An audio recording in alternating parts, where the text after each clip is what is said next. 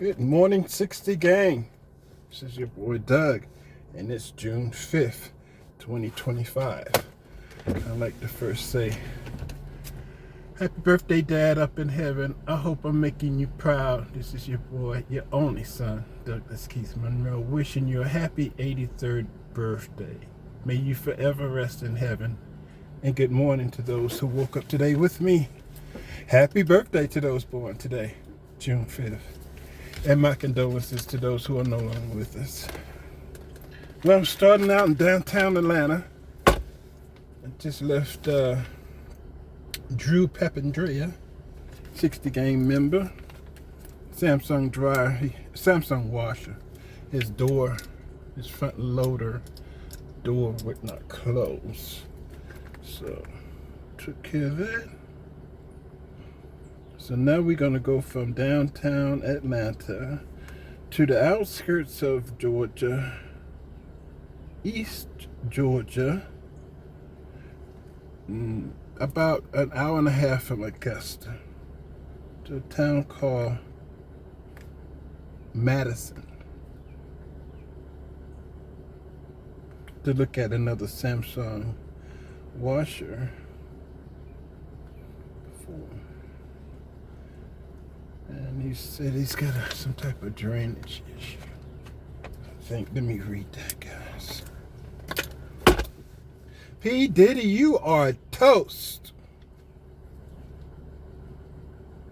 Did you guys listen to the testimony yesterday? It was absolutely damaging. Not draining. That's also Saturday. What am I doing Saturday? Got to check, guys. Delete.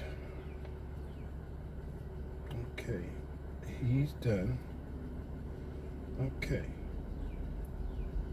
They said the 10th. That's now. Then the Goodson. She's saying when?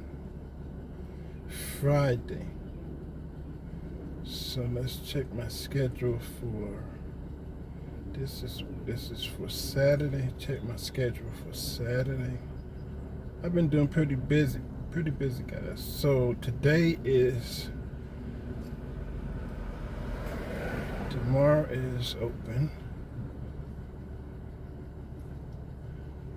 Saturday is open. So I guess I can do the Stone Mountain job if it's still there. I just saw it. Somebody just took it from me. There it is. Stone Mountain, not draining. Claim that one. Oh, it's work popping out here. And I'm just tearing them up. My competitors are falling to the wayside, and I'm just going to the top.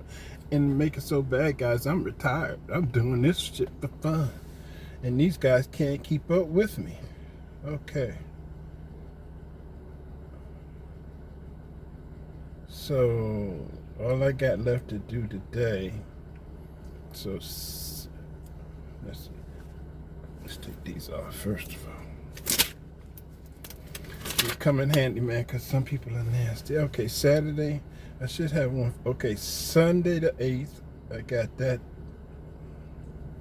Saturday, I'm booked.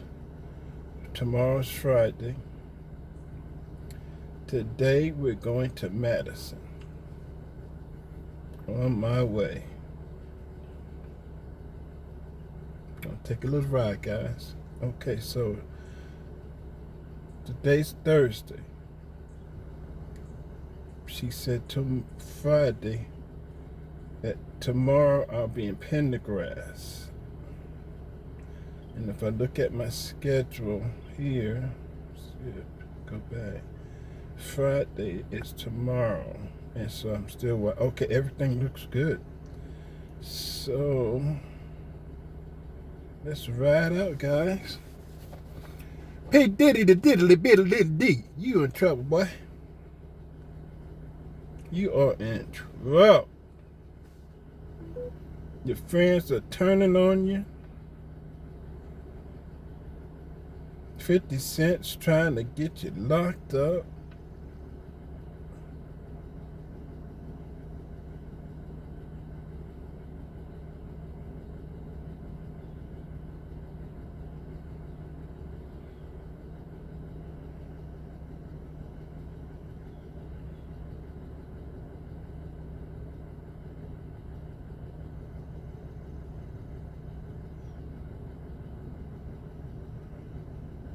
Oh, they starting at 10 today on the Diddy trial. So I got nothing for you right now. Let's turn that down here for a second. We're downtown Atlanta. Hit the manager. He realizes with 200 sources, he was out. This, to me, the biggest shock ever. So Karine Jean-Pierre is now an independent after she... This hearing of the Subcommittee on Delivering on Government Efficiency will come to order. Welcome, everyone. Without objection, the chair may declare a recess at any time. I recognize myself for the purpose of making an opening statement. Good morning and welcome to another DOGE Subcommittee hearing where we will highlight more abuses of your tax dollars. The left has funneled hundreds of billions of federal tax dollars through non-governmental organizations, NGOs, to push destructive policies and line the pockets of their friends and allies. This NGO scheme demonstrates massive waste and abuse of federal resources. All right, Today's hearing will bring transparency for the American people. We will expose the corrupt ties that bind left-wing NGOs, Democrat elected officials, Democrat political appointees, and the deep state bureaucrats who write grants and contracts.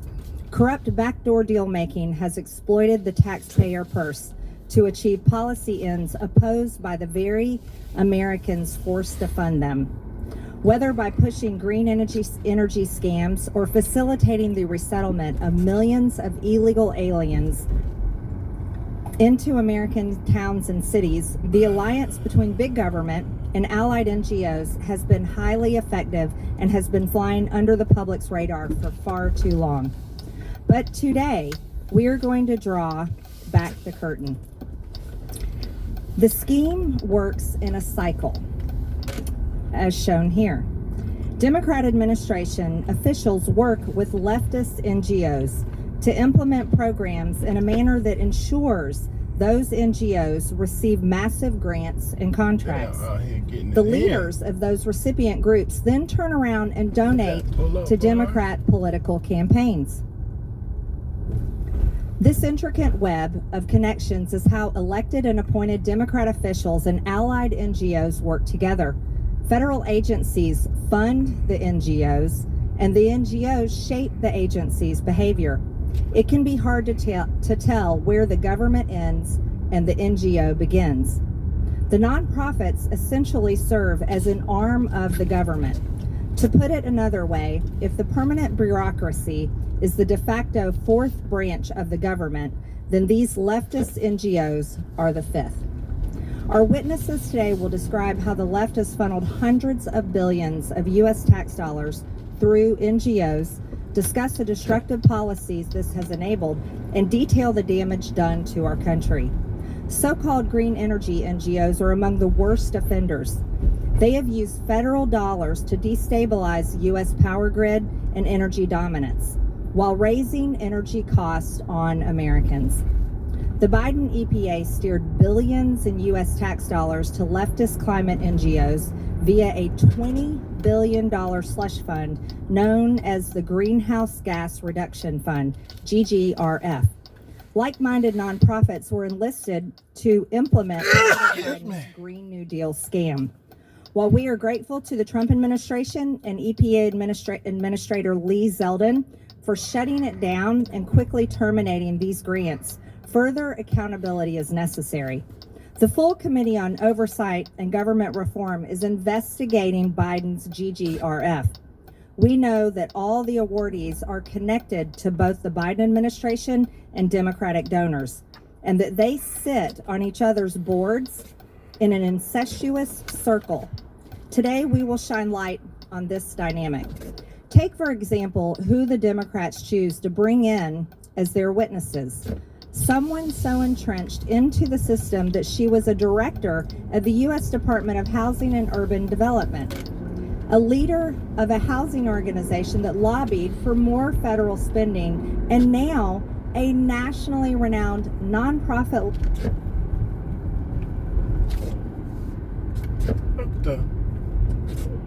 Employ former Biden administration officials. These people wrote the rules for this climate grift in which they now partake.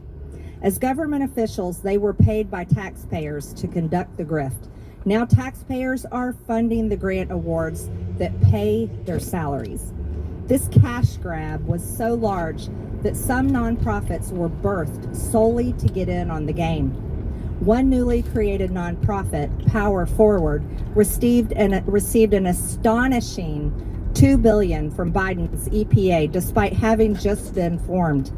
Power Forward is now part of a network tied to Rewiring America, which employs Stacey Abrams, the twice-failed Democrat candidate for governor in Georgia, and voting rights activist.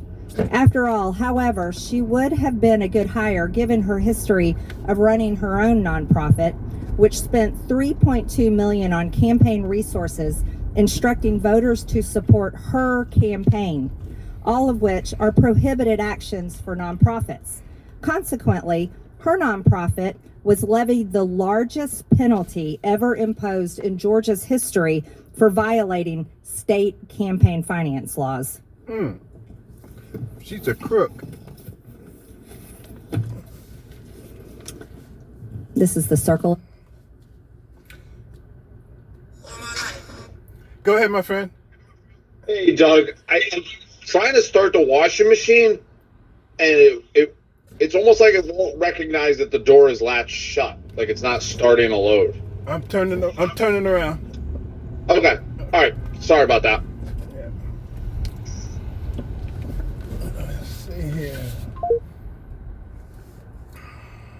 We back. Had to turn around.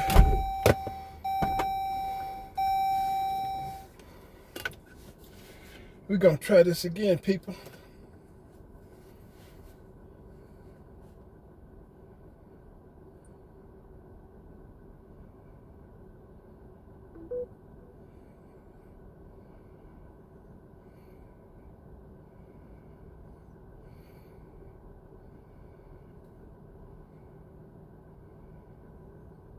Recorded jail calls that supposedly show Diddy planning a social media campaign for his birthday last year.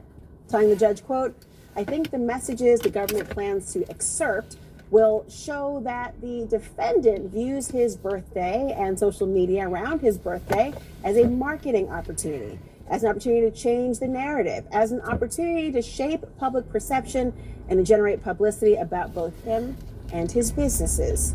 With me now is Rob Shuter, a former publicist for Diddy, who represented him in the early 2000s. He's also the host of the podcast Naughty But Nice with Rob Shuter, and was featured on my latest episode of our podcast, Trial by Jury, where you gave us some really keen insight into what it was like to work for him and his motivations. I want to tap into that more, because what do you make of this idea of his birthday as a marketing opportunity, where not only current associates and employees, but former ones have to still sort of kiss the ring publicly? He loved a birthday. It was one of his favorite days of the year. It was the day he was born. It was almost biblical in his mind. That sounds so strange, but he thought it was a great opportunity to reset the narrative. He did struggle with his age, though. I remember at one of his birthdays, he said to me, "Should I just admit my age?" And I was like, "Well, it's a fact." And so he struggled with that a little bit, but nothing. A Tuesday was a marketing opportunity for Diddy. Any day of the week, he could think of an excuse, a reason to have a marketing campaign. That's what he did for a living. He was the best publicist marketer I've ever met. Well, that's interesting, because I would assume somebody who has so many people he can delegate work to would essentially want others to do his bidding for him. But then I was surprised to learn the hotel security guard, Eddie Garcia, said he dealt with him directly. Did that surprise you that he had this interaction, these conversations, called him Eddie, my angel. No, it didn't surprise me because I've seen it happen. Diddy likes his people to try first, and then when we don't succeed, he fixes it himself. And 9 times out of 10, he does. I remember there was a fashion show during fashion. Uh-oh, don't tell me. It did it again? Hello? It did it again? Hey, Doug, it's back to not locking. Okay. This is what we're gonna do. Let it remain. I'm gonna order a new one and try to get it next day air. We're just playing with this thing off millimeters. Okay, will that be okay? I'm gonna try to get a next day air done here. Okay, all right. Sounds good. Thanks, Doug. Yes, sir. Yeah, bye.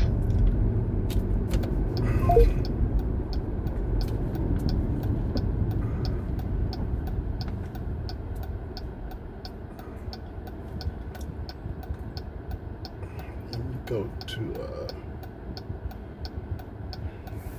damn.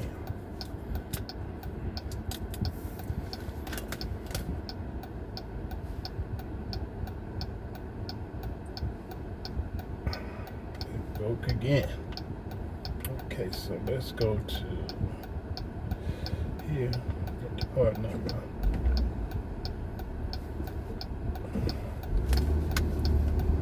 Okay, that bad boy is this one.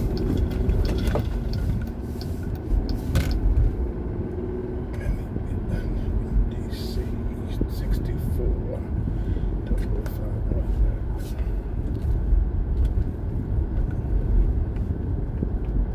DC 64 0051.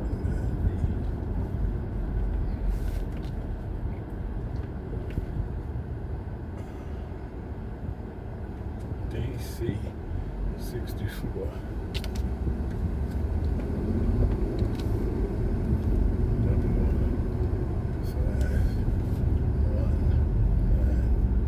B. Cool. You have a message. You. B. Go ahead, Drew. Hey, sorry about that. So I leaned against the door as it was like doing the locking thing, Yeah. and it locked. What? So like, Do. it's, Uh. so now it's like working. Yeah, it seems like, we're putting the pressure at the latch. Are you able to pull the front of the cabinet a bit towards you? Like, open the door, stick your hands to the right side of the latch where the rubber seal is, Okay. and pull that metal towards you. See if you can move it. All right, hold on. Let me What turn you're it. trying to do is bring the latch closer. Gotcha. The latch. Okay, the latch is inside the washing machine. Got it. Inside the door, and then Yep. look at the latch. Put your hands Yep. inside the drum, and pull Yep. that cabinet towards you. It may be Yep. that it's inward a bit from slamming or closing it. It may have went in some. So if you can pull on Yep. it, that might be it. Cause we're talking millimeter. Yeah. I was like, you said it's off by a millimeter. I was like, let me put a little pressure on it after I close the door. Yeah. So instead of pushing the door, pull the cabinet towards the door is what you're doing. Yeah, all you got to do is put. So I just made that noise, and I just put a little pressure on it with my knee, and it latched. Now open the door. You see where you're putting the pressure at when you close? Yeah. Now, not the door, but the actual cabinet in the same area. Pull. Okay. All right, hold on. You got to open the door. Pull. Yep, it's still locked. Sorry. Oh, you got to wait for permission.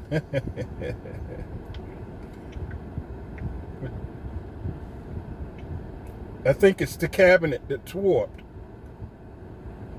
Right there in that one spot. So getting Now we'll unlock. Oh, here we go. Okay. All right, now we're good. Now in the same area that you've been putting your knee. Yep. All right. Let's see. So I've been pulling it towards me. I've been getting my hand kind of in behind that rubber. Right.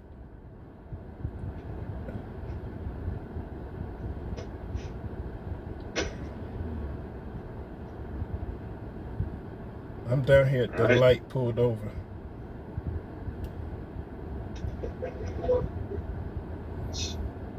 What's happening?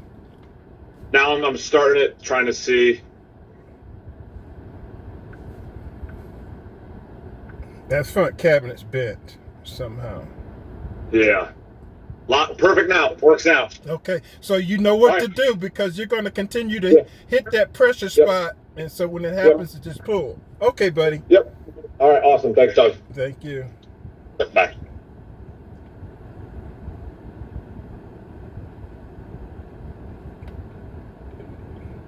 Cabinet is bent.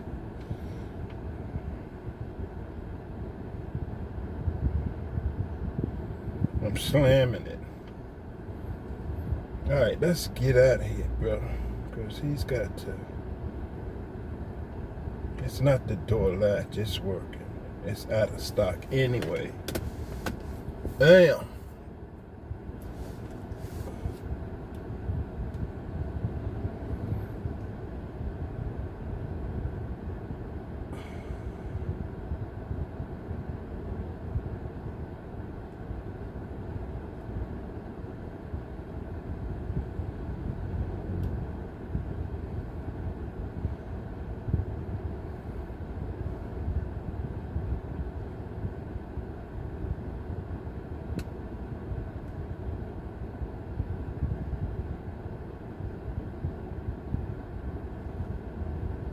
According to the National Center for Education Statistics, U.S. colleges and universities are $700 billion industry.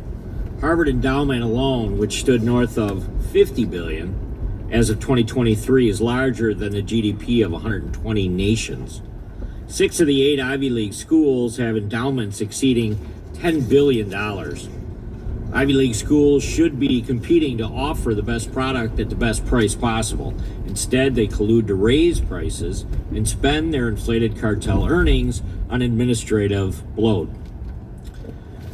According to the Bureau of Labor Statistics, while products like cars, clothing, and TVs have become more affordable as businesses reduce costs to attract buyers, the cost of college tuition and textbooks has risen by more than 180%. And respectively continues to go higher. Today, the cost to attend an Ivy League school can exceed $100,000 per school year. Ever since the Ivy League was established in the 1950s, these schools have been focused on exclusivity, maximizing profits, and artificially inflated prestige rather than expanding access to education and serving students. In 1950, Harvard charged $600 a year for tuition. Today, that number is nearly $60,000. Damn. Not only has tuition skyrocketed, but these schools are also deliberately keeping class sizes small to maintain exclusivity and inflate their perceived prestige.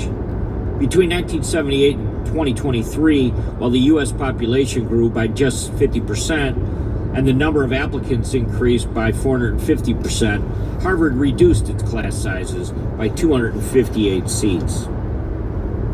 Across all Ivy League schools, demand has steadily increased, yet admissions remain flat.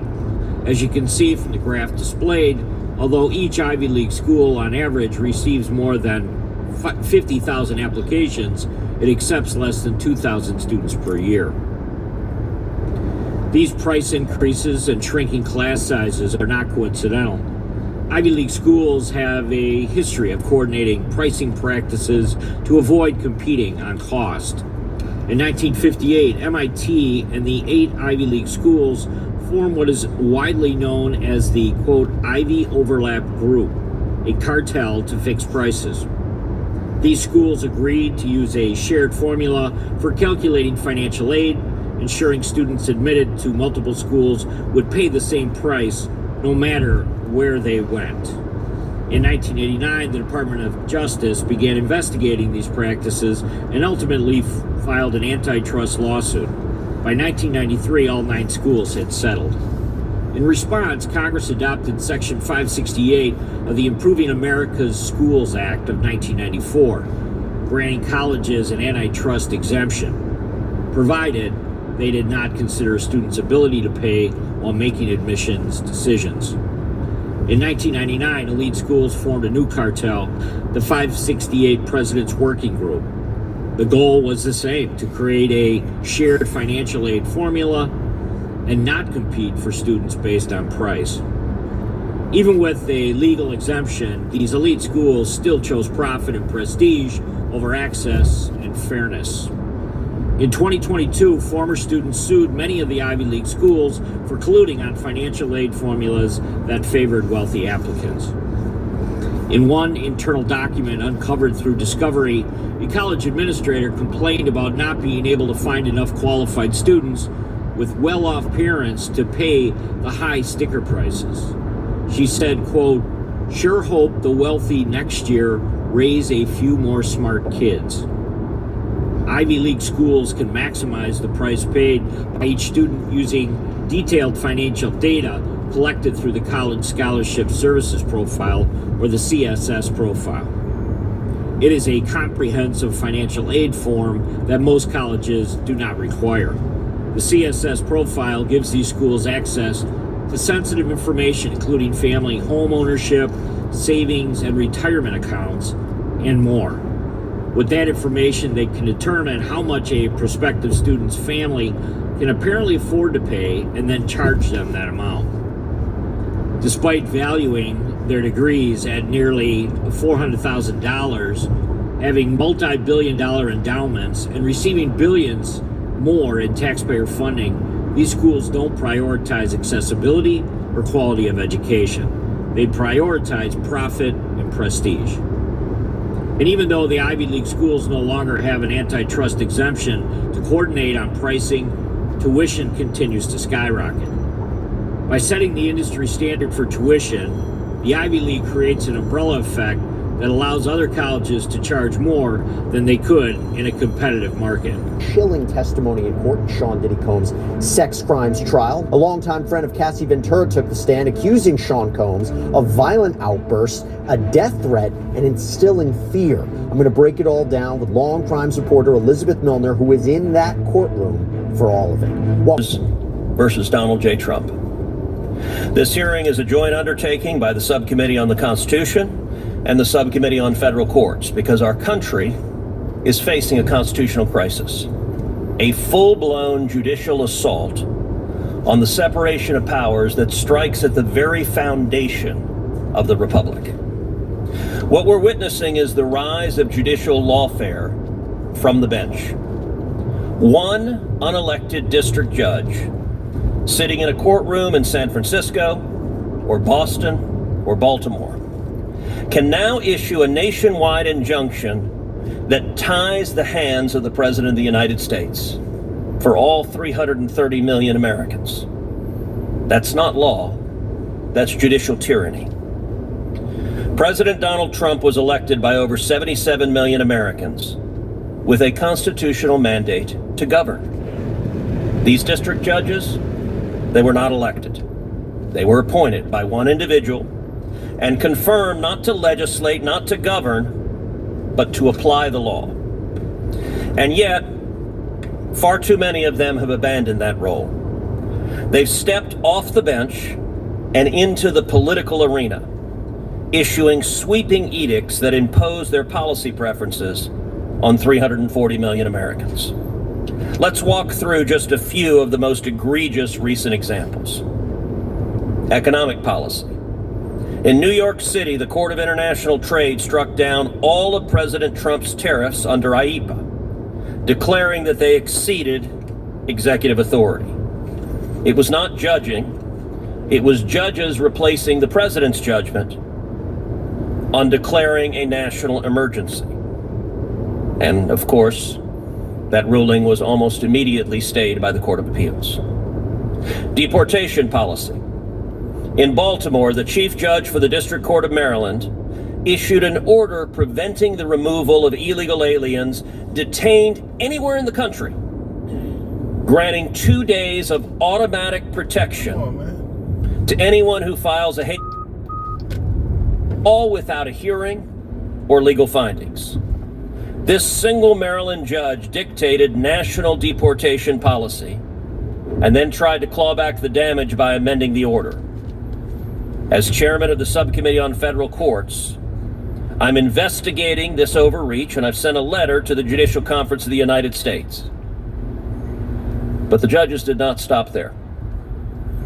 In D.C., a judge blocked the federal government from requiring proof of citizenship to vote, overriding election integrity laws across all 50 states. In Boston, a judge weighed in on birthright citizenship, deciding a question of nationwide consequence for millions of illegal aliens, despite the plaintiffs being solely one pregnant mother and 2 nonprofit organizations. That's absurd. That is policymaking and legislating. That is not adjudication. In Boston, a different judge blocked a Department of Energy rate cap, handcuffing efforts to lower taxpayer costs for energy research. In Rhode Island, a judge ordered the federal government to immediately disperse tens of millions of dollars under the Inflation Reduction Act and other programs. The Department of Energy alone was forced to release $50 million by judicial fiat. In San Francisco, a judge mandated that the Office of Personnel Management rehire all terminated federal workers and restricted future firings, effectively turning the judiciary into an HR department.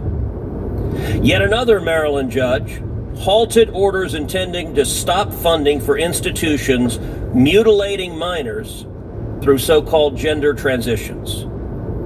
These deeply consequential decisions were blocked not by voters, not by Congress, but in each instance by one unelected judge. And it doesn't stop there. Since President Trump returned to office in January, there have been over 40 universal injunctions issued against the federal government. That's in 4 months. 35 of those 40 came from the same 5 judicial districts. Let's put this into context. In the first 150 years of the Republic, 0 nationwide injunctions were issued. 0. That's for 150 years. In the entirety of the 20th century, 27 nationwide injunctions were issued. That's over 100 years.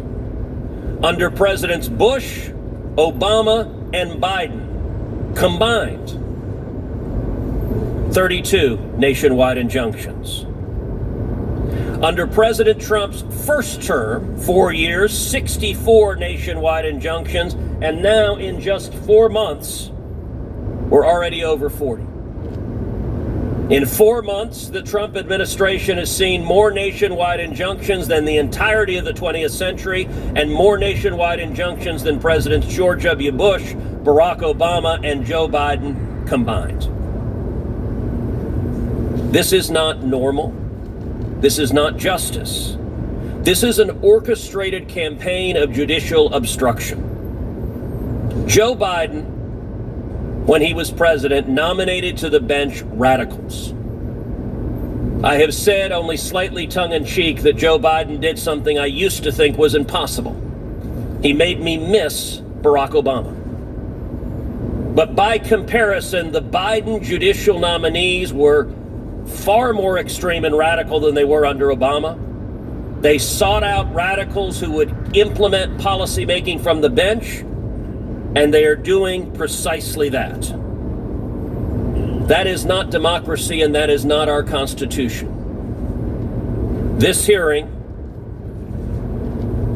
is to highlight the effects of this judicial tyranny, of single judges deciding they know better when it comes to policy than do the voters of America.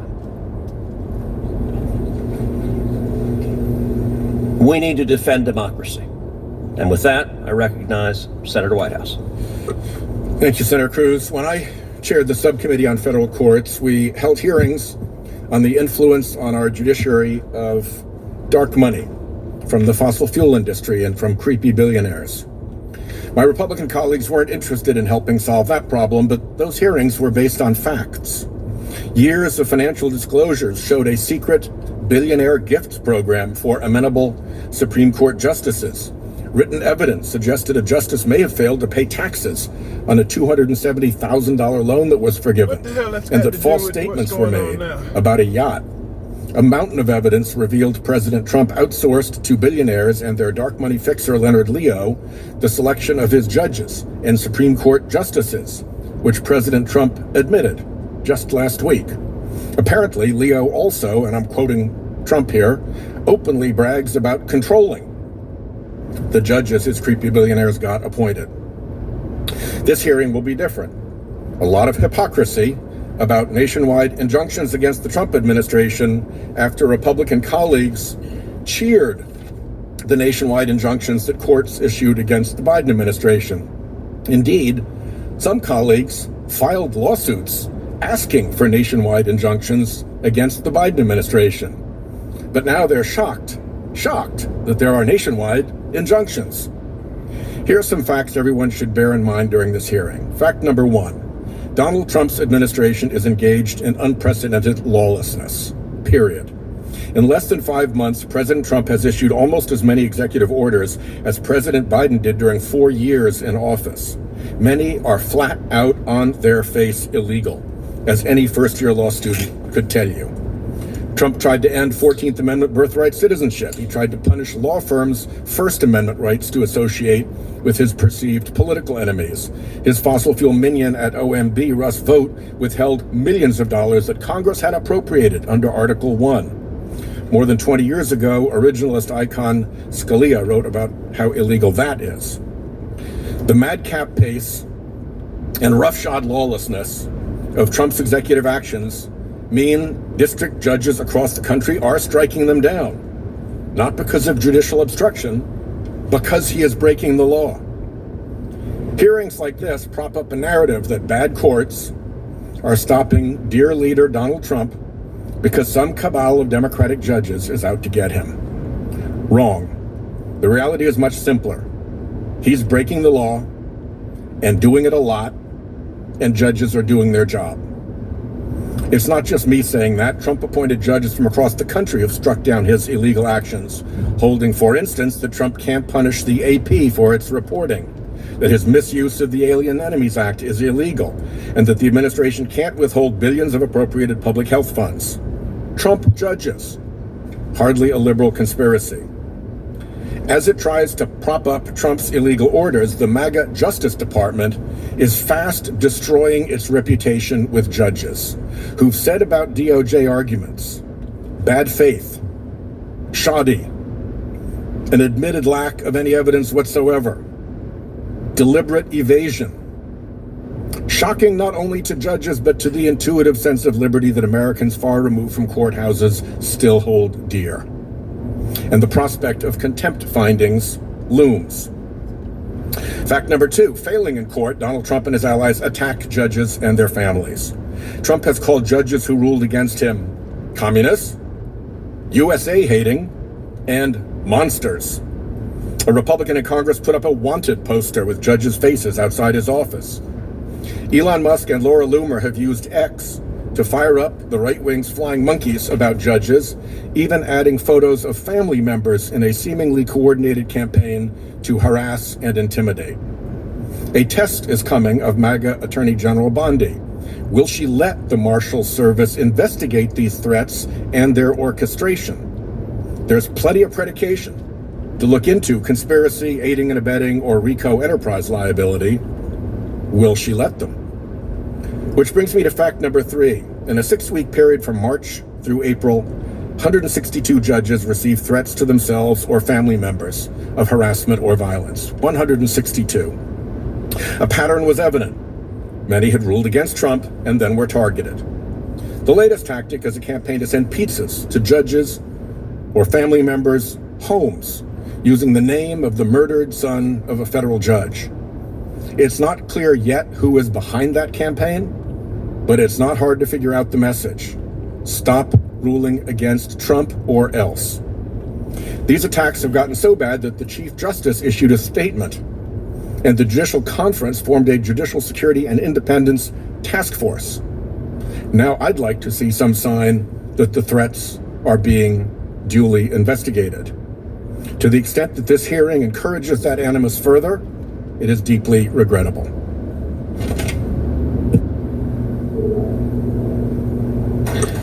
I thank Senator Whitehouse and now recognize Chairman Schmidt. Thank you. Thank you, Senator Cruz. As chairman of the Subcommittee on the Constitution, I'm glad that we've convened this hearing.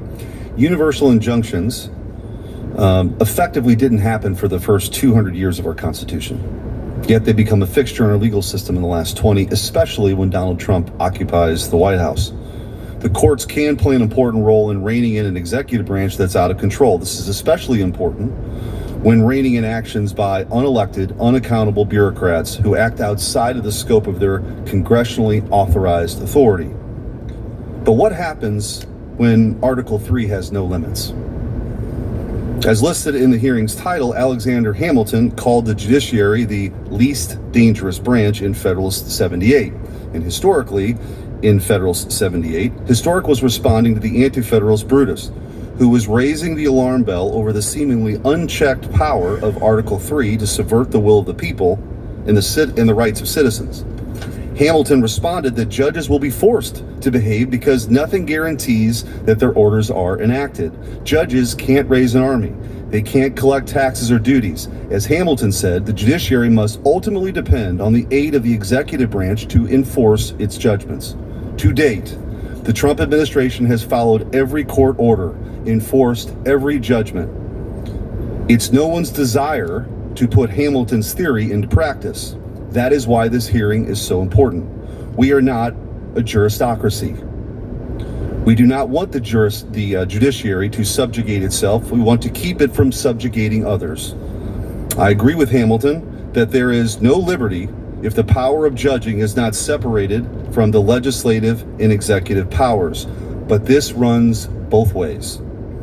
There can be no democratic accountability, no Republican government with an overly activist judiciary that allows over 600 judges to wield limitless power. On one particularly troubling example, district court judges have not been assigned cases randomly or transparently. In March, Chief Justice Boasberg, right here in D.C., has found himself into 4 major Trump cases, a statistical impossibility.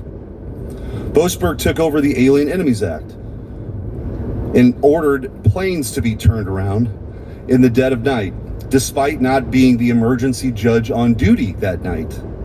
It seems clear that as chief judge, he has play and he wants to be able to grab cases for himself.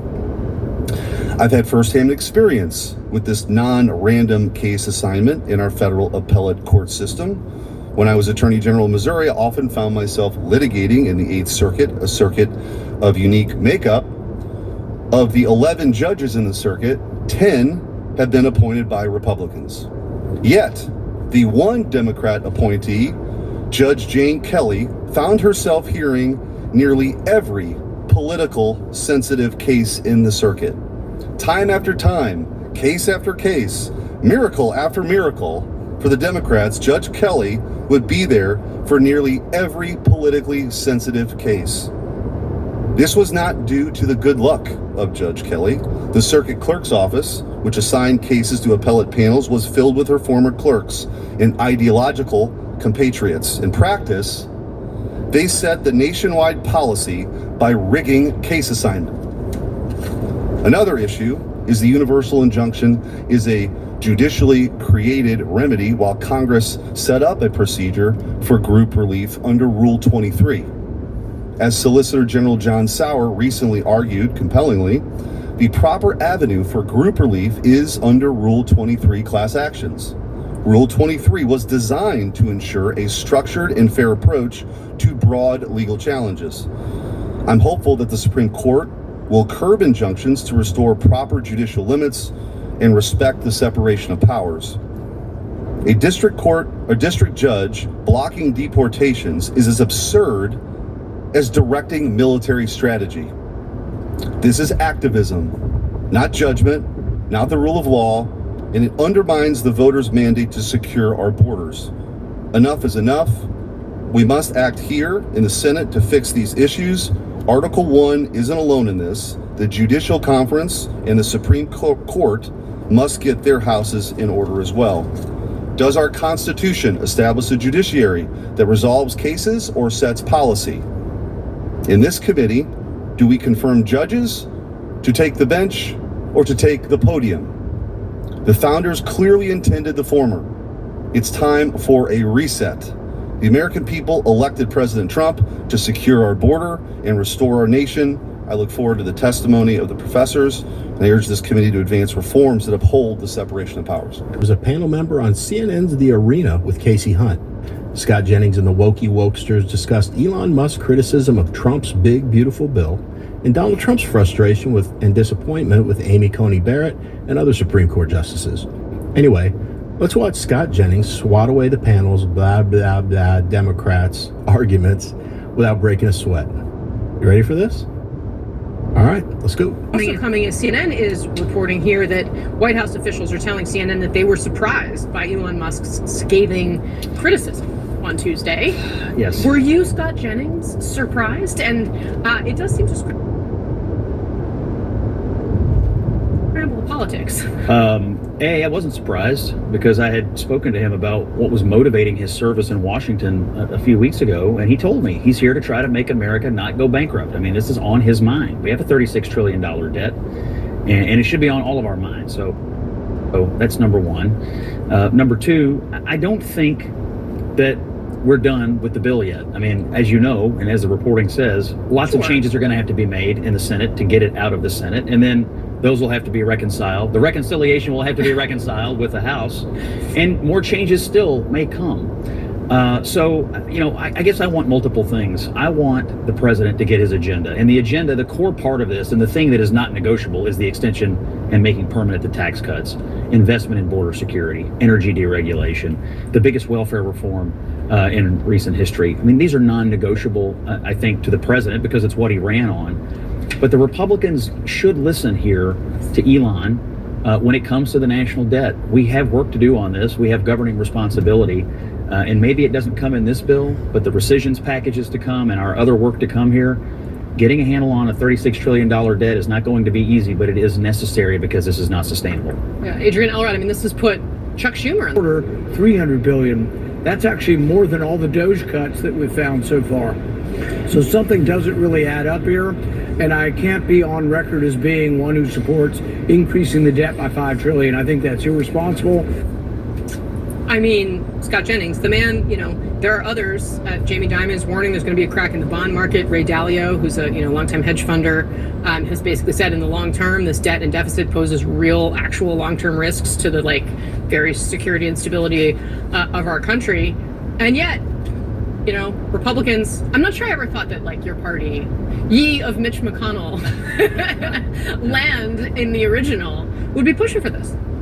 Well, because it does a lot of things that Republicans ran on last year. I mean, you got to remember why Donald Trump won the election. I mean, he said he was going to make the tax cuts permanent.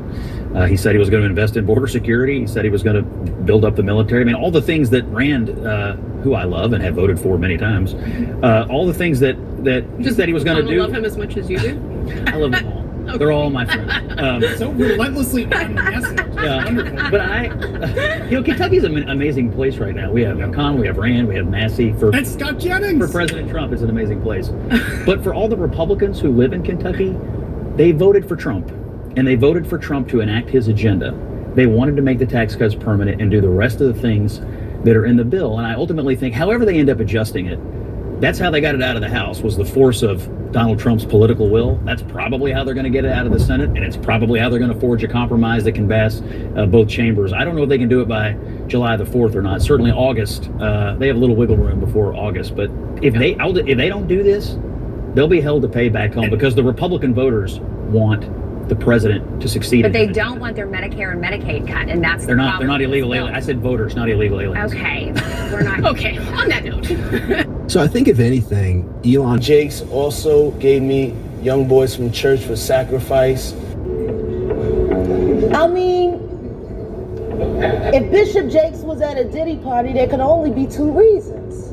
Hey, Bishop Jakes. How are you? What's up, man? Man, it's so good to see you. It's better to see you. How you doing? All the champagne was spiked, son. Like, all the champagne was spiked. Everybody was passed the out. I don't drink, so I was playing that I don't drink. I smoke. Like, I smoke and I had my own weed, but like everybody was passed out. Yo, Diddy had that man in the room. Look, yes, I put my ear to the door and I brought the phone because Diddy started going in overdrive. I ain't know what the was going on, but I just heard balls slapping against ass cheeks. I heard struggling to take dick. I heard being like, yeah, daddy. When he started all that daddy this and daddy that, and then I heard some hollering and struggling like, yeah, I kept the phone and I recorded all this.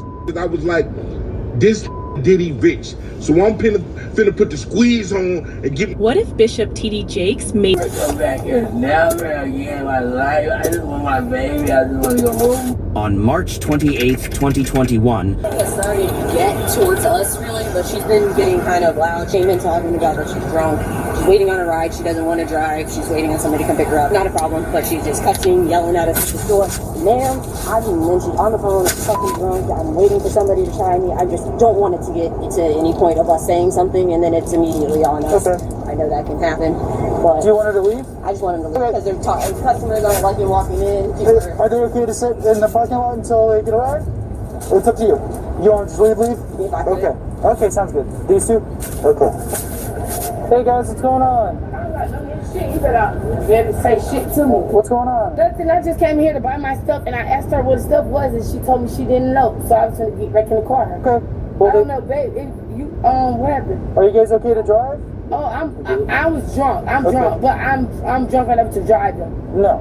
Well, I got my cousin coming to pick me up, though. I have to wait for my cousin to come pick me up. Yeah, that's fine, but you can't drive, okay? My cousin come pick me up, then. What up, police? That's what I be trying to tell you. Call whatever. Sorry, you didn't drink it too? No. Can you drive? You have a driver's license? But that's not all. She was also caught stuffing items into her bag, treating the store like a free zone. Not even the presence of the police could faze her. If she could brush off a shoplifting charge like it was nothing, you can imagine how reckless she was. Watch closely to see her reckless behavior, because things are about to escalate. Go ahead and actually protest because I do know her bag has stuff in it because they did come in. No, I don't have nothing out of there. Whatever my boyfriend just had, this right here, this is the only thing that beat. She can have this bag. Yeah, you can have this, ma'am.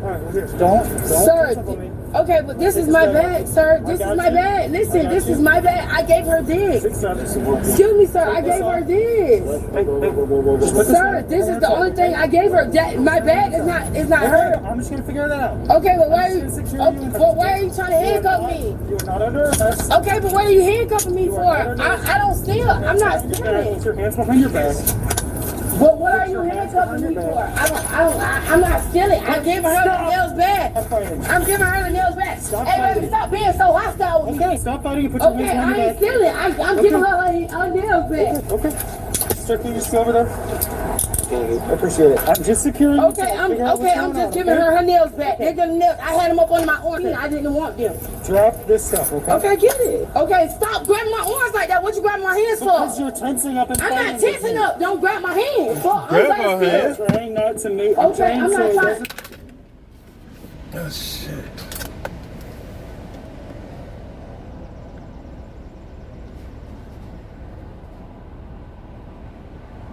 Right, that's the only nails that I had. Take my stuff to my cousin's car.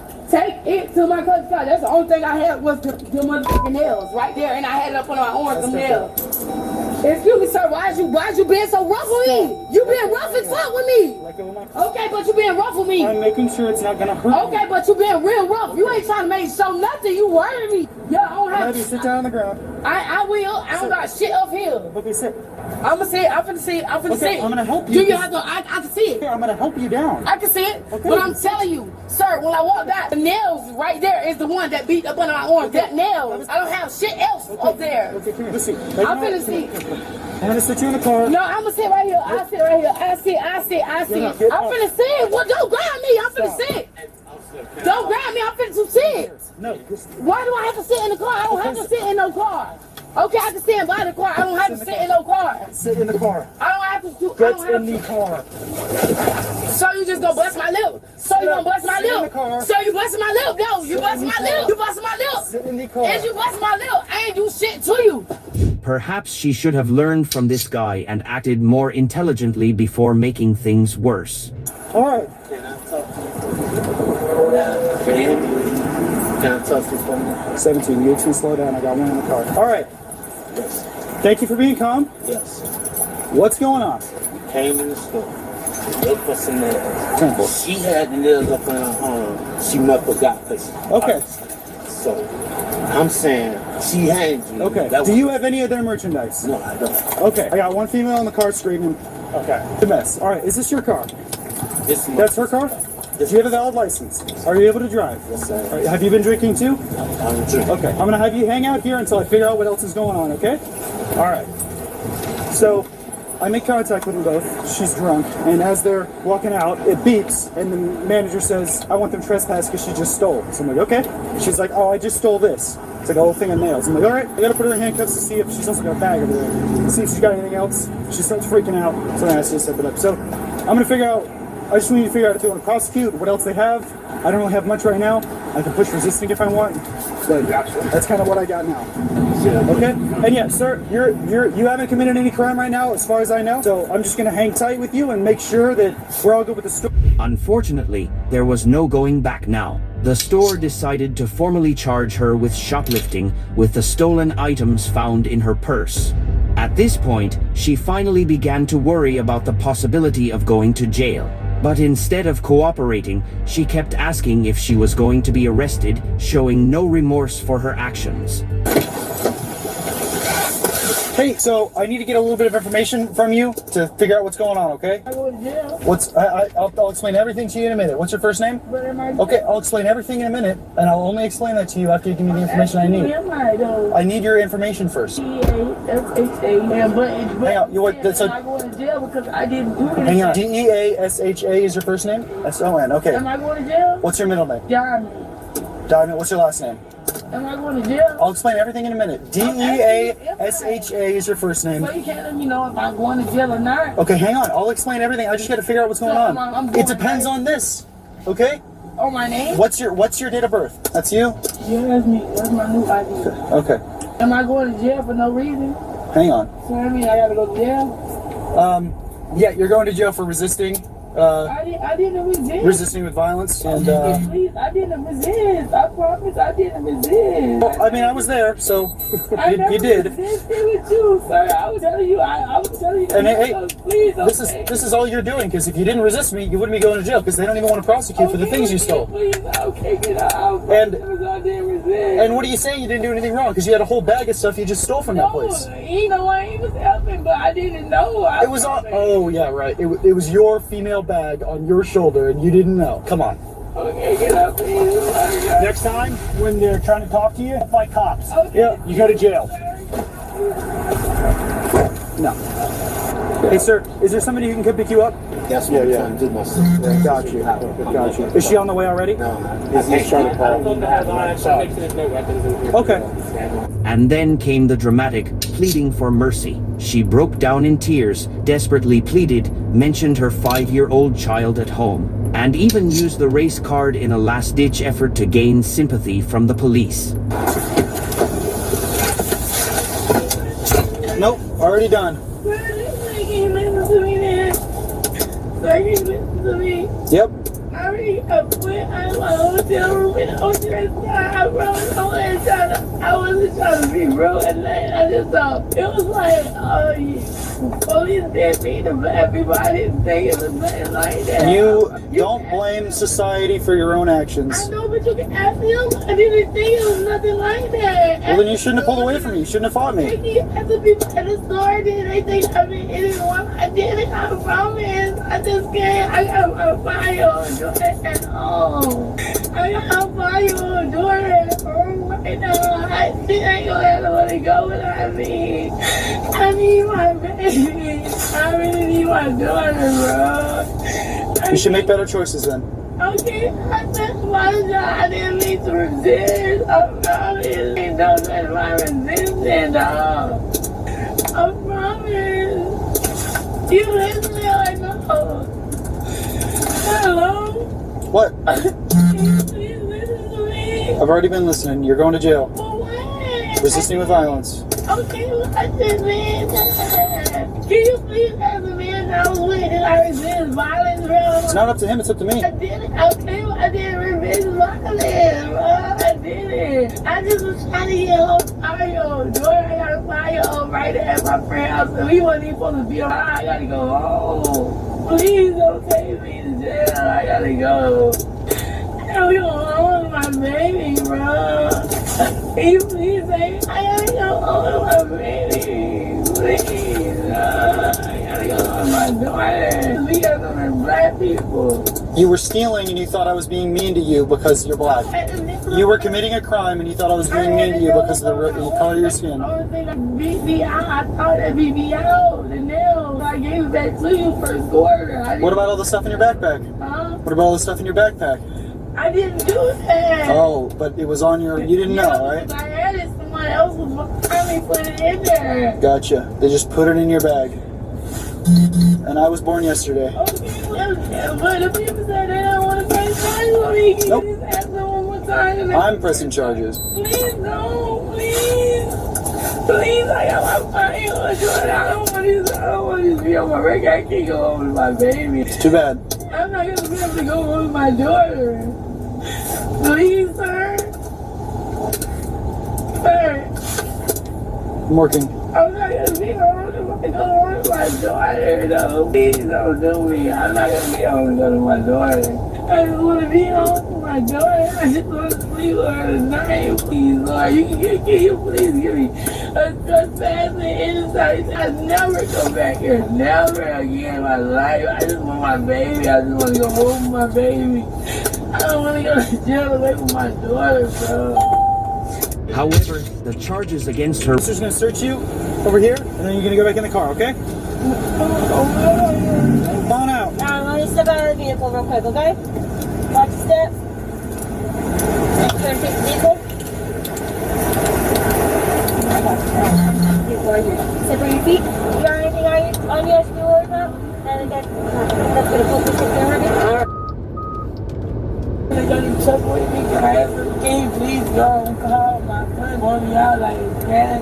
Yeah, I'll tell him to bond you out. Oh, I want to tell him, like, I don't know if you know this guy. Step in the vehicle, please. Quite frankly, I don't care. For what? No, sit down. Step in the vehicle. Sit down. Okay. Our bonding out is not our responsibility. Nope. Thank you so much. You know we're hiring. If you don't want to keep going back and forth, we are hiring. Hey, the amount of times I've helped y'all, I will be on the payroll. We are. A mother should think about her child before making rash decisions instead of waiting until the consequences come to light. Sometimes, the greatest sacrifice is choosing to live honestly and set a positive example, rather than risking everything for short-term gain. If you were in a similar situation, how would you handle it? On December 8th... Yep. What is this doing?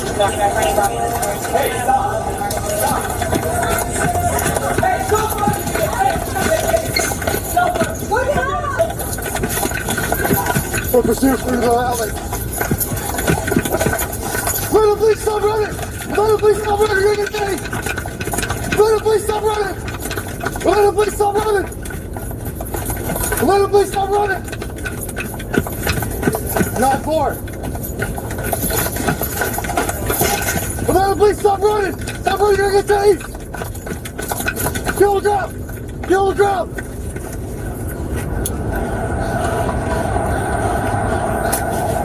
I got one from here. Stupid as shit. Jerry, you good? Yeah, you got yours? Yeah. Over by I-4. Woo! Right now. You good?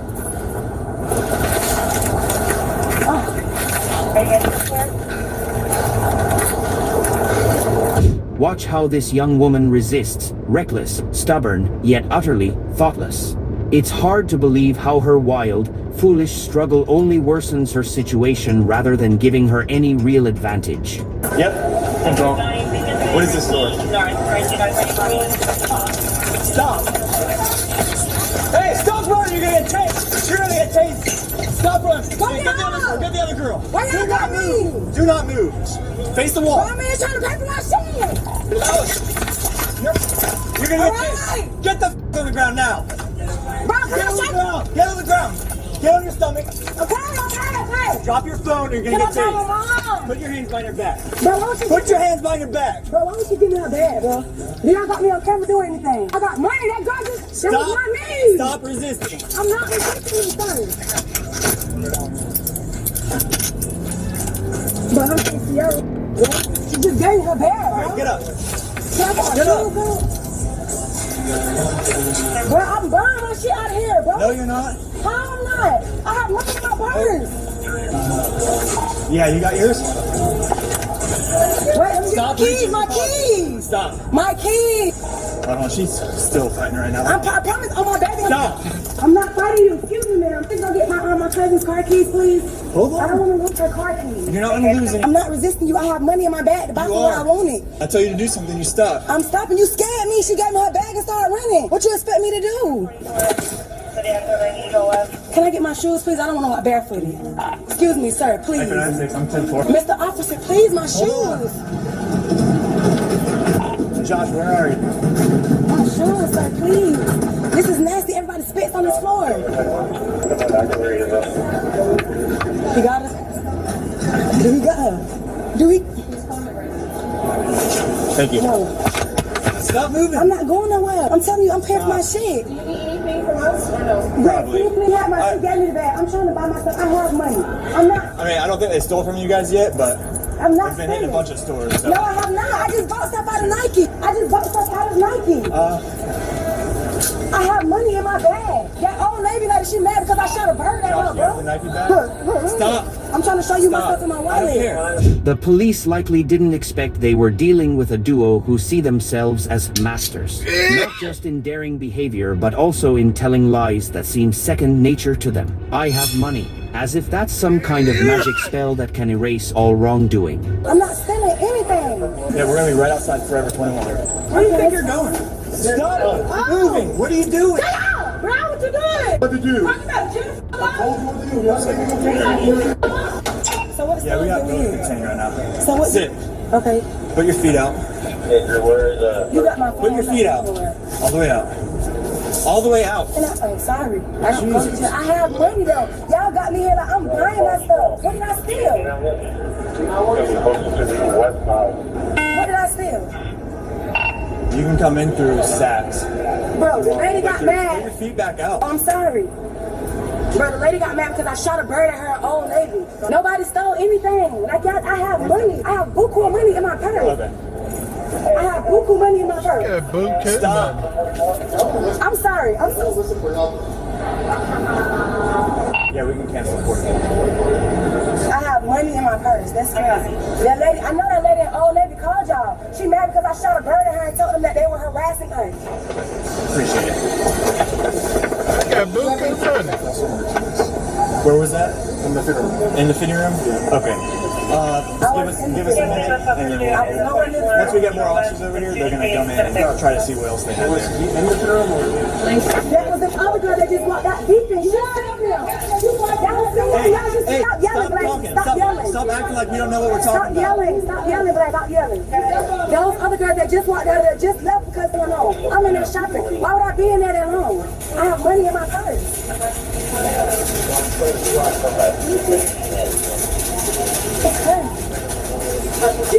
She wants to let her walk. All three of them. She like find me after the girl give you all that stuff. Bugs on and everything. What did I do? No. Do you have an ID in there? No. Do you have any weapons in there? No. Okay. What's your name? Desiree.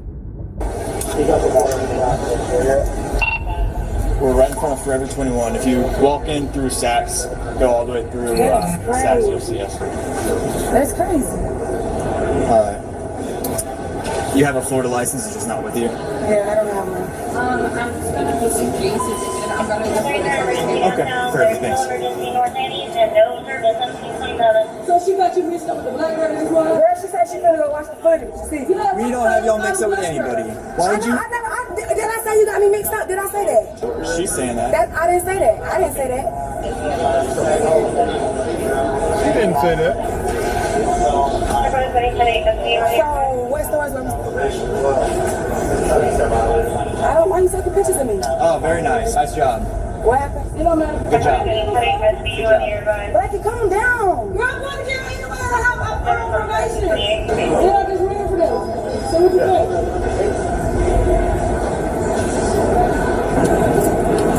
Alright, take him to bars. Okay. Is Randy? No, where is that? They came on me. If you want to watch it, or you want me to watch it on there? Yeah. I'll go in there. I'll do this on this side. Yeah.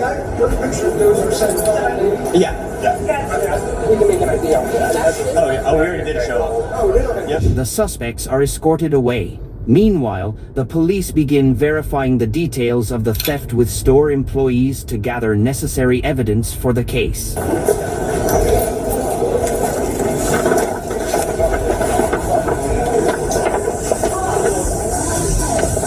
Craziness. So you said you guys have... Yeah, and this is Okay. So they had already concealed stuff in these bags. That's what this is? I have the pictures of like the bags, the stuff inside. Awesome.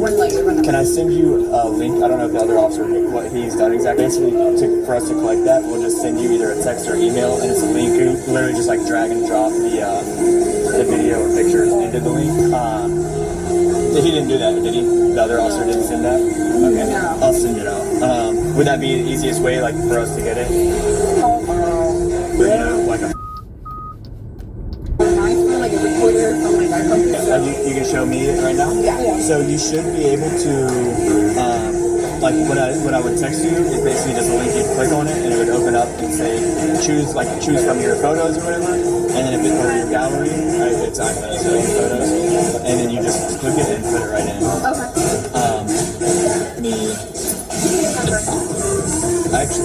And then I'll need to come back with a statement and get a statement from you guys. I'll just do that when I come back. So I'm gonna drop this stuff back off at Old Navy, and I'll come back with a statement, and then I'll send you the link. Okay? All right. Thanks. These women, oddly optimistic, seem to forget their predicament and continue spinning a delusional narrative where they're the loud and defiant main characters, even accusing the police of injuring one of them. If that's true, could it affect the officers involved? Share your thoughts in the comments. You just drive the car right now. I can't even cry. I can't even cry. I ain't still. The shit was dumbass play. What it was, bro? The girl left out when they love. Yeah, that's what that was. They did it. They probably thought you was her. They just walked right past them. All three of their ass. Girl, the girl. You can tell the girl. Don't tell her name. Shut. I know all they names. Yep, look her up. And I'm up to the one that her buzz out. Her name Shotty. You got me up. You going out. Soon as the girl buzz out, though, she looked. That's why she did that. Bro, she came back. Listen, this how she came back. Y'all go sit on the camera, just show you. I ain't trying to run. I already got the camera. Soon as the girl had came over there, I hugged her, bro. I hugged her. Look, that's why they said 5 minutes. I seen her and I hugged her. No, this was it. She's standing right there. The girl versus the stuff. The short one, she was standing right there. The black girl, she grabbed the sweater. She walked this way and put that shit in front of her. And when she walked out, she beat that, and they don't see me hug her, so they think I was together. We be together. I promise you, I just seen somebody who I went to school with and just hugged, and that's it. She left before us. How we together and they left before us. We all would have walked out on one accord. You get what I'm saying? Make it make sense, huh? And we all together. Why would they leave us?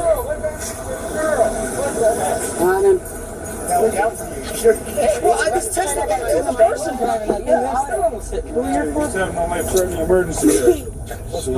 He banged the officer. He had hit my head on the concrete. I was running, and then he told me to get on the ground, and I did That's why I'm leaving outside of you right now.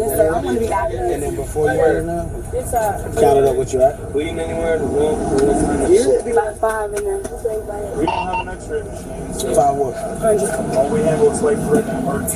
Pushing my arm, make it slow, please. They don't want to bleeding or anything.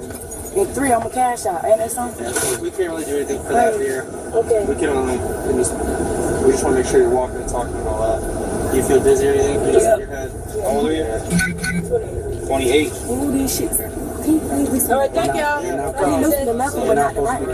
No, Appreciate you. What we should have did just, I should have just stood there and just let him with it. That would felt so dumb. Go ahead. But he scared me, bro. The way they charged at me, can I show you? Okay, that's the way it was, bro. They come back. I seen him at the door, so I'm like, they see me. I'm standing at the table. He just come running in. So I started running. Like, you scared me. What the fuck you coming for? That's what I thought about who you coming for. You know, my situation. I know you don't read my name, so you see my situation. I ain't run your name. Bam, on probation. What you gonna do? You know you ain't did nothing, but what you gonna do? Cause how they going rush? They running after her now. They both of them. So you know, I just stand there and I look. I'm in shock. Then I was like, fuck that. I was like, I don't like y'all. They still like, that's the only reason why I stole out of them. I could have bought everything I got. I could have bought everything in that bitch I wanted. The only reason why I did that, bro, because they stereotype me. And I hate Make it make sense. Make it make sense. Make it make sense. Everybody come from out of nowhere. Make it I make hate that. sense. So I did. Make it make sense. We'll be back. Yeah, I was waiting on the address. I don't have it in my phone. I can't get a picture of the washing machine because they're washing right now. Okay. I just need the address. I don't have it in the phone. Oh, okay. It's 1111. 11. And it's Nolan, Nolan. Hang on a minute. Let me 1111 Nolan. NOL. Nolan Store Road. Yes, sir. All right. It says I've got a 15 minutes. Okay, now the clothes, it's going to take probably 30 more minutes for the clothes to be done washing before you could look at it. Oh, that's just fine. It's just that I'm headed your way. Okay. All right. Thank you. Mm-hmm.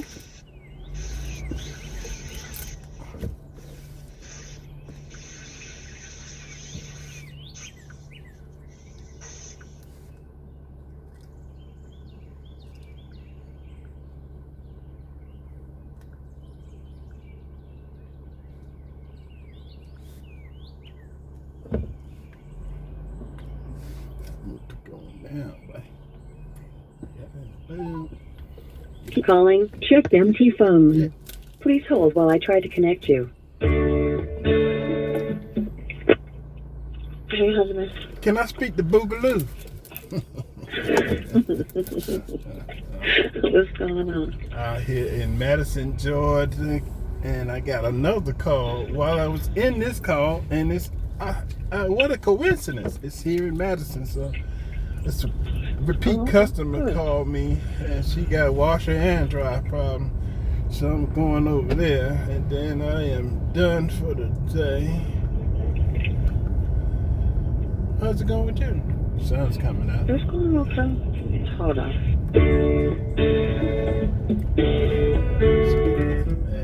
That music. Somebody tell the son how to put some hip hop on that mug, or some R&B, or some R. Kelly, or somebody. Who the band draws.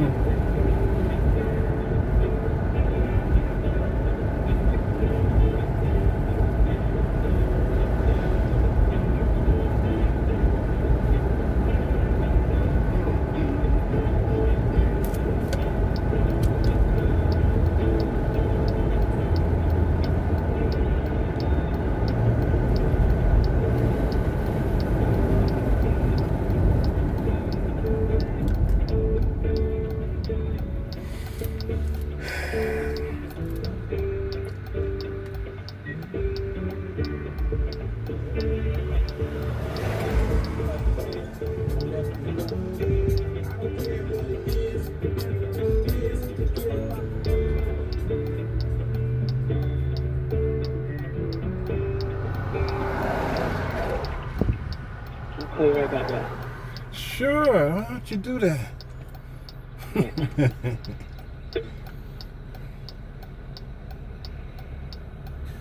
lights are stupid. I could be gone. I could be gone. But no. Where's the yellow blinking light at? Get out this.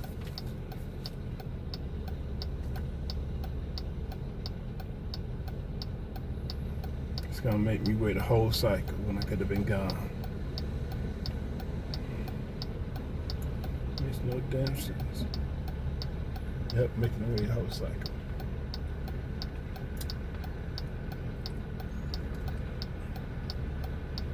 I'm going to turn left on 441 north, 24 north, 129 north, towards Athens.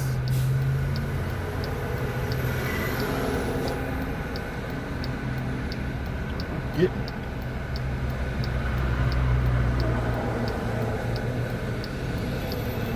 Morgan County, the city of Madison. Some nice land out here for those who want to retire. Buy you some land out here.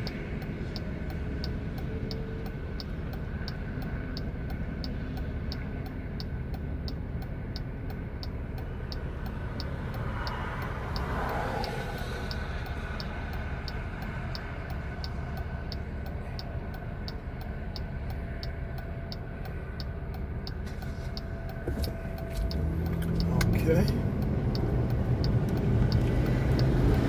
Lane in, merge left. Now we go down to Appalachia Road. And it look like it want to rain some more.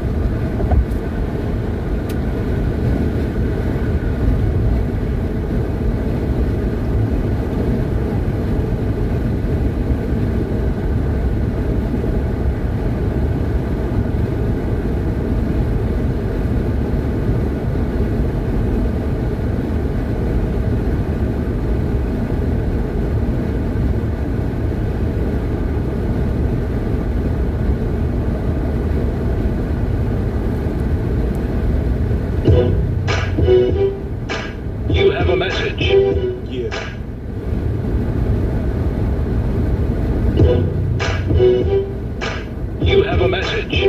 Yeah.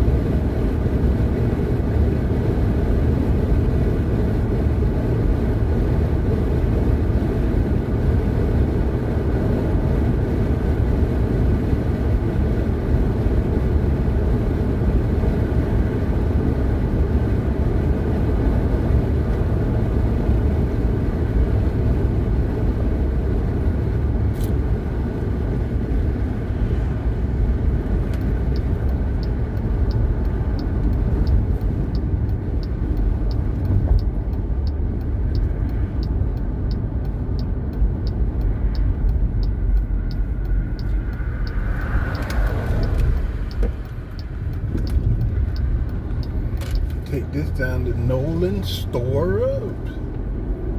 I ain't been out here in a long time.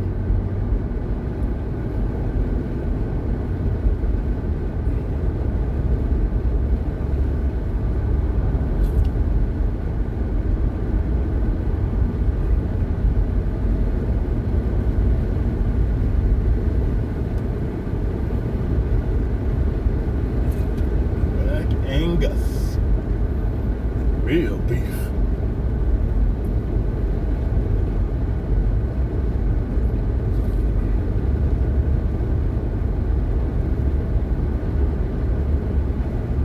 Cow,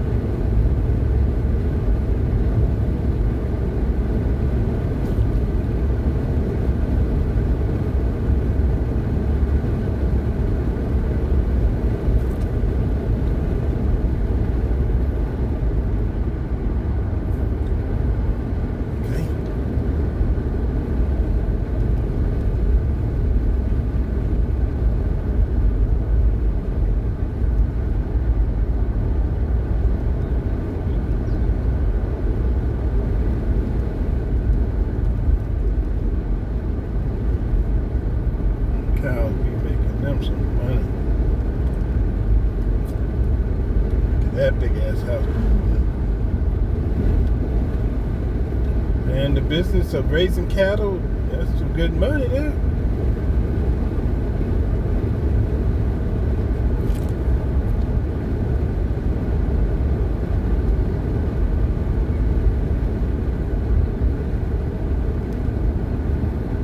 Oh, okay. She was getting her pool built. Ah, I remember these people. They got a beautiful home. She needed a belt last time on her dryer. Look at that house. Look, you can come out here and get your piece of land. The pool is done. They were building the pool last time I was here.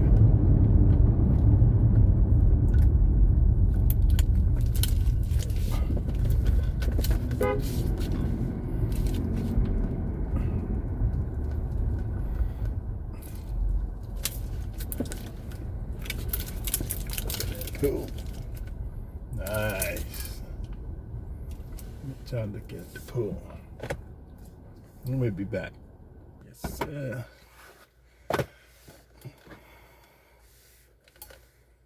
you start now. Look at that pool, y'all. Ain't it beautiful? Brand new pool. So we'll be back here tomorrow, 8 a.m. to repair a washer. I'm going to get the parts right now so I can be here at 8 o'clock sharp in the morning. You have a message. Yeah, Friday, right?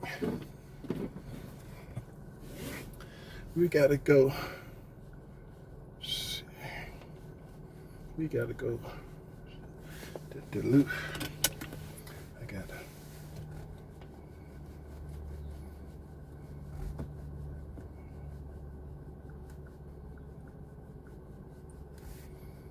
Just took their money, I bet.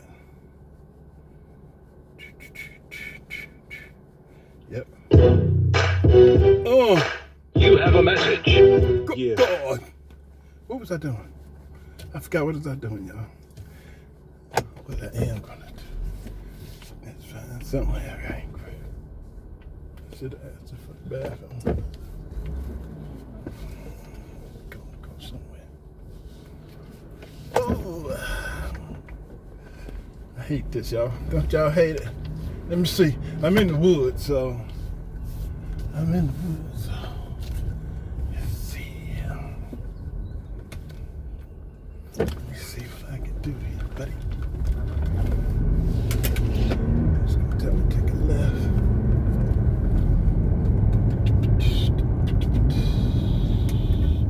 Is that deep? Nope. That looks like somebody there. What they do? Okay. What's this? Let me do this, y'all.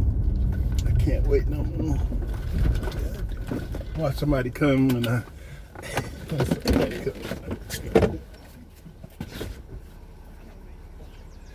Oh my God! Did it out. Didn't I tell you a car was coming?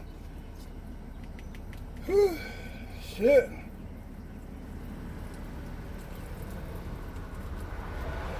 Not one, but 2 cars. Right when somebody, you think they ain't coming, they coming. 3 cars. Guess this road ain't quiet as you think, but it's all over now.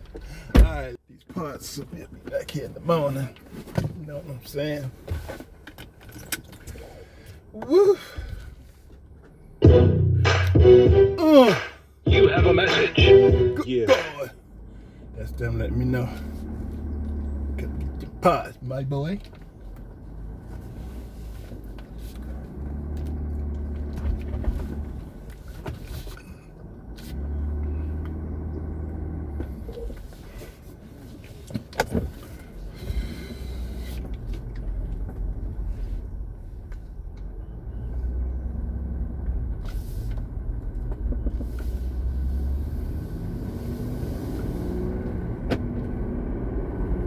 We got a ride too, my boy. Let's see what we got going on with the diddler. How does the other guy get from Janice? He must get out and walk somewhere to go into the van and arrive in the van. You know, the other guy, he escorted Janice in, and then he probably dipped out of the courtroom. We're talking about Vinny, the one with the puff hat. He probably walked the block or 2 down the street and got justice. It's all strategic here. All right, so we're back to what's going on. Very first thing Westmoreland does is submit exhibits, photographs, drugs. Photos sent to Cassie, Ivana, drugs. Now we're getting into exhibit DX1287. DX stands for Defense Exhibit. You're still doing drugs with Cassie on May 31st, 2016. Now, May 31st, 2016 is just a couple months after the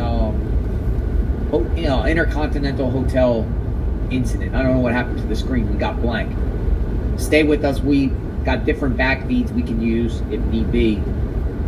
One of these things about these media outlets are they end up vanishing over time. And but we have the Fox feed up, so we'll put this up shortly. I'll send this over to you. The great Magnolia running the chat as always. We want to get up, and then we'll use the Skyline if need be. The important thing is to find out what is going on inside this courtroom. You're still doing drugs with Cassie on May 31st, 2016, right? She goes, yes. Just before this, Mr. Combs threatened your life. She goes, yes. You weren't scared to continue dealing with Cassie? She goes, I guess not. Okay. You said Mr. Combs groped your breast. Objection! All right. So now we're getting into Mr. Combs groping Bonna, right? Remember, because that was mentioned before down the line. But I think she kind of retracted that. We talked about that. But too late. You think she was essayed in the course of being hung over the balcony? If Diddy grabbed her, grabbed her by the breast, I don't mean to be graphic. We're just having an adult conversation. Yeah, beat up women, but at one point, you know, there was talk that she possibly was groped by Diddy in the course of being hung from the balcony railing. Is that considered essay? Could that be? Seems like Diddy went at her in a rage. Both. Objection. Jay, ask again. Combs, Westmoreland. Mr. Tyrone said Mr. Combs groped your breast. True? She goes on to say, and you know, remember she fired Tyrone. Some of the things he wrote were not true. Westmoreland said, you fired him and hired new civil attorneys and they drafted a lawsuit. You reviewed it? She goes, to the best of my ability.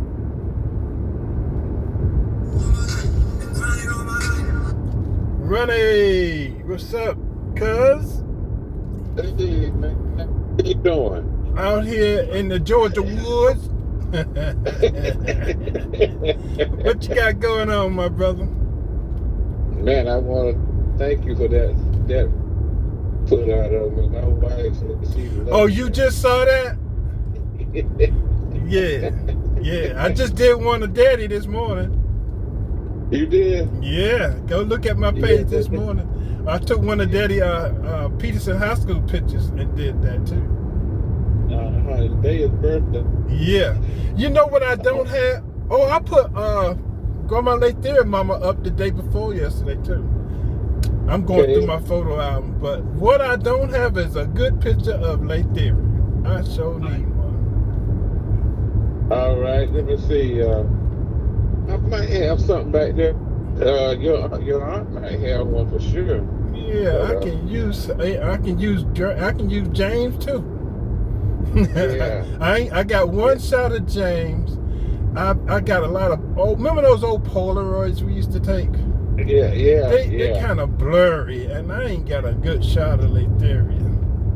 Okay. All right. I'm glad you like that, man. And if you got some more, if you got some more of you young, I need them too. No, I don't know whether I have or not. But I showed it to my wife yesterday. Boy, she laughed. She said, "Doug did that. He opened your eyes up."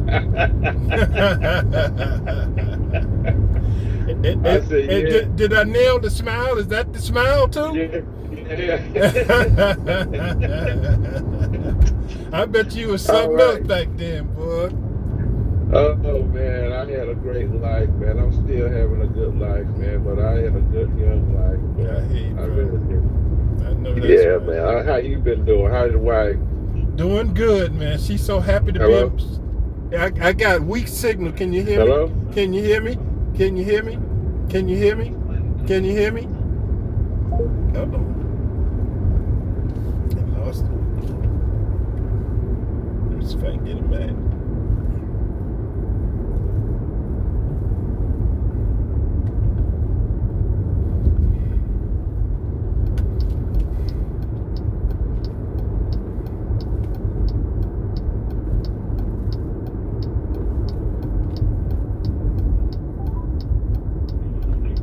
for calling. I'm sorry I missed your call. If you please leave your name and number, I will return the call as soon as possible. Thank you and have a nice day.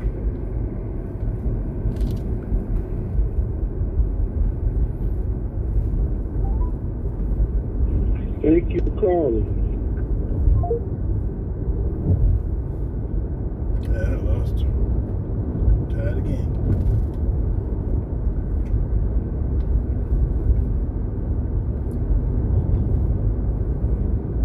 It's not ringing.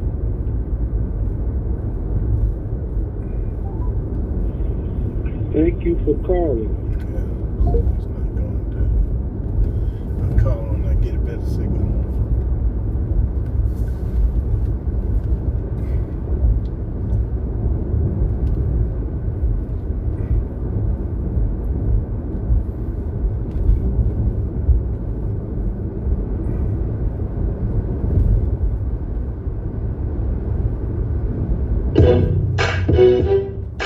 You have a message.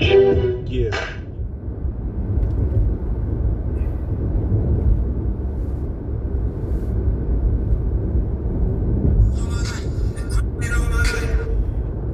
Did I get you back?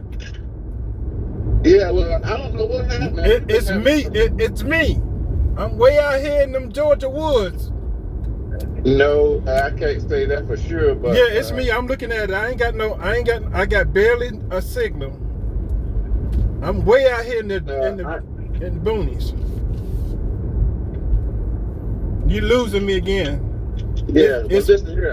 I look for them pictures and get back with you, okay? Okay, you can send them through your phone too.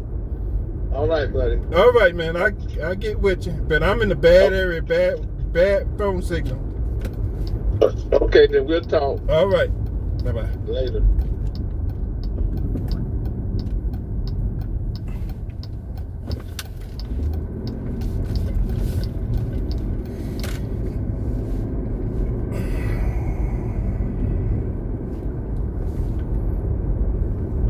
Diddle diddle diddle dee. Let's get back to diddler. But diddle dee. Y'all ready?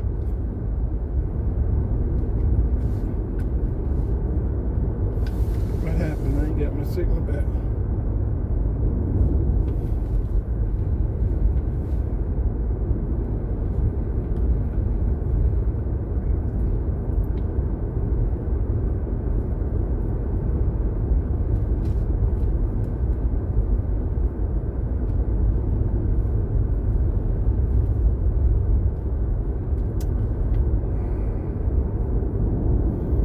Man, that's crazy. I close that.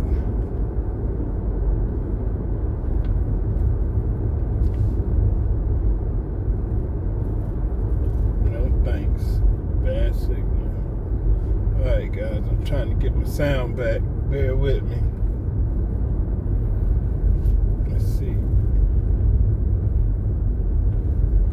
Let me hit play. Play. I ain't got no sound for some reason.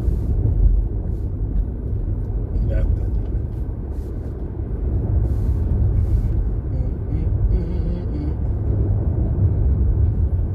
Darnell Holt.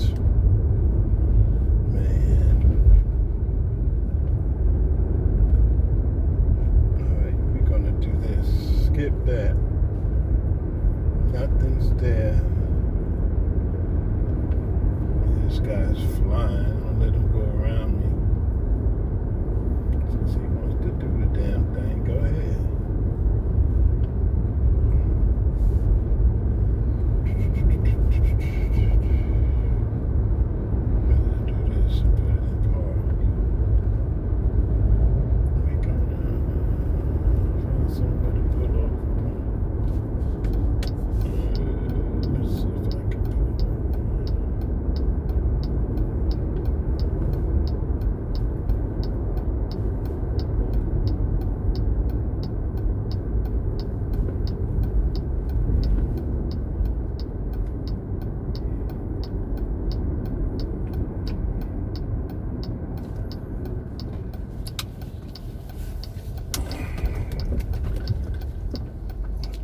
start, restart, put it in park.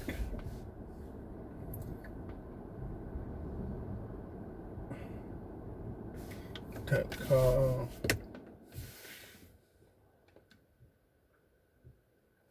Turn it back on. Man, these computers is crazy. Keep it in park.